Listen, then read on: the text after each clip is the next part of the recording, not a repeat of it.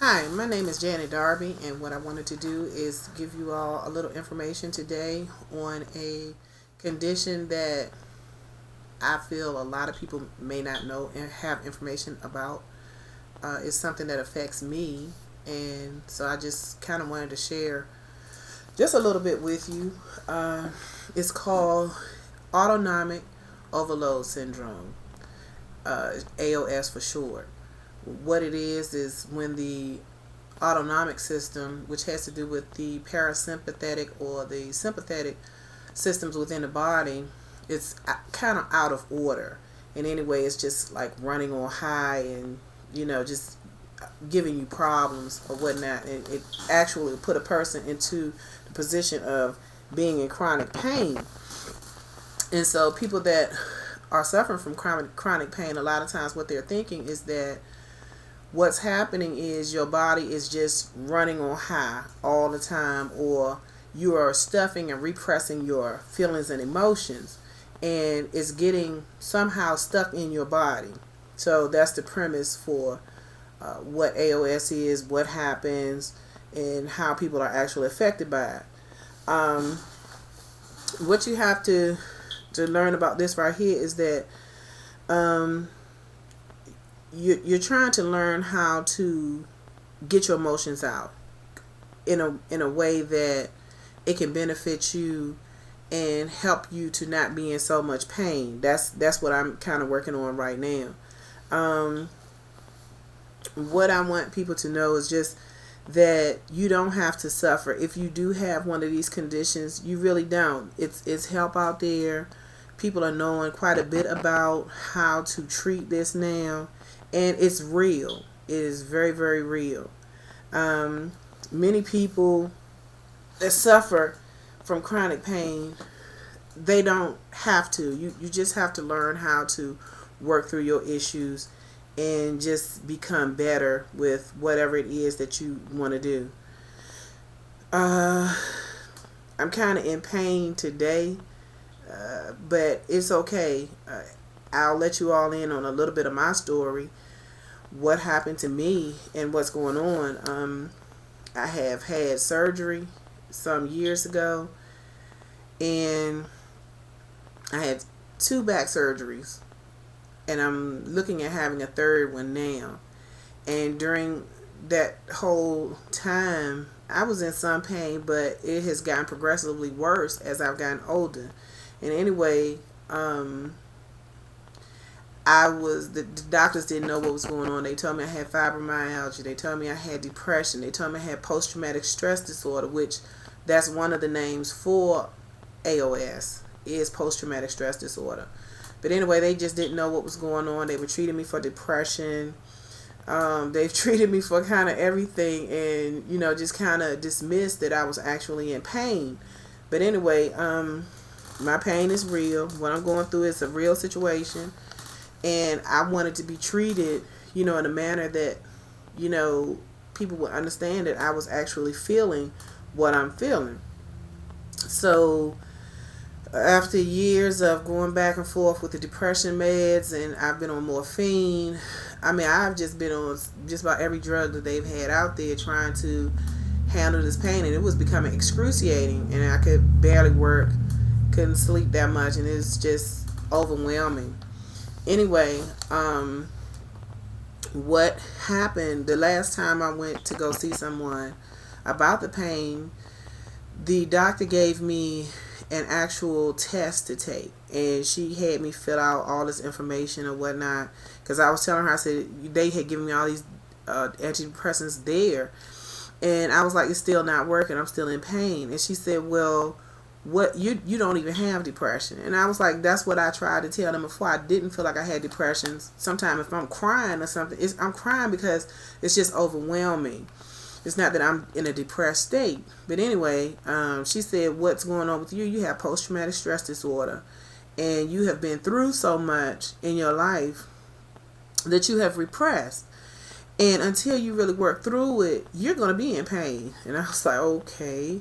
I didn't really want to hear that. But anyway, it was okay, because, either I was going to do what she suggested or I wasn't. And what she suggested was that I start going back through my life experiences and feeling the pain, being comfortable with whatever it was that I was repressing. And so I had done some work like that once before, but apparently I hadn't done it in depth enough. But anyway, I did a little bit of it, and I felt a little bit of relief, but it still wasn't enough for me. So let's fast forward some years, and my pain is so bad now I can not work. And it affects your emotions. It just affects everything.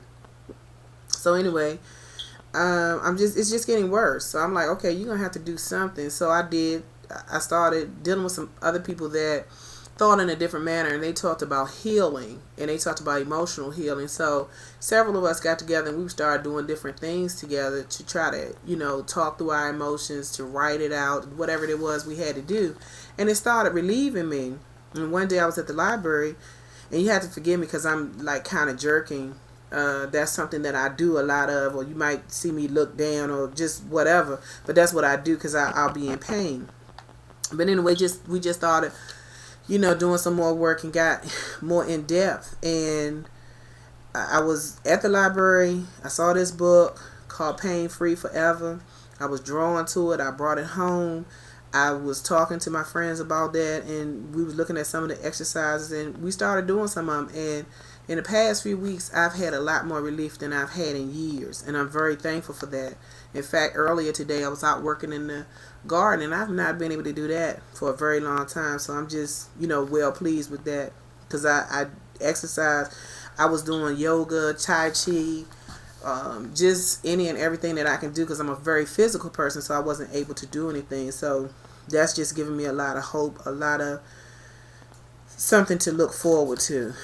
But anyway, the thing that I'm really wanting people to know is that what they're saying in the book, when I was reading the book, because I didn't get all of that information, but like I said, if it's AOS, autonomic overload syndrome, or post-traumatic stress disorder, if it's the same thing, then it's going to affect the same type of people. So in this book, Dr. Scott Brady, he suggests that there are 5 different personalities that this type of condition affects, and it is people that are people pleasers, somebody that always wants you to like them no matter what. Then you have the perfectionist, the person that always has to get everything right.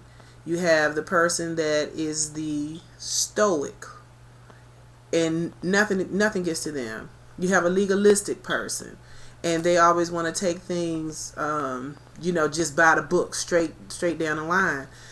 And then there are fear-prone people. Anyway, what I began to realize, the fear-prone person is somebody that's just fearful of everything. And I began to realize that I'm basically a people pleaser. I always want everybody to like me, and when they don't, I get nervous. I don't know how to handle that. And then I also I'm fear prone, so I get really upset when I have to deal out in the world at times. And that's just as honest as I can get. But so I have a couple of these personalities that I have to work with and learn how to work through. But anyway, I'm not feeling as much pain, and I'm very grateful for that.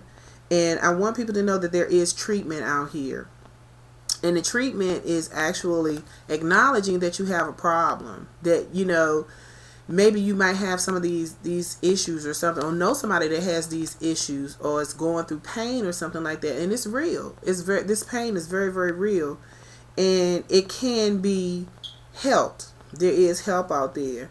Don't let anybody tell you that it's not, because when you start talking about pain and they can't have a pill to fix it, then it doesn't exist then. So it is help out there.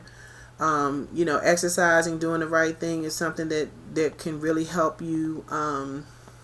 Just really being honest, that is one of the main things. And get with people that think outside the box, because sometimes people that try to hold on to things too much and try to figure everything out in a certain manner, it just doesn't work that way. And being with people that think outside the box, they will help you to actually see things in a different way.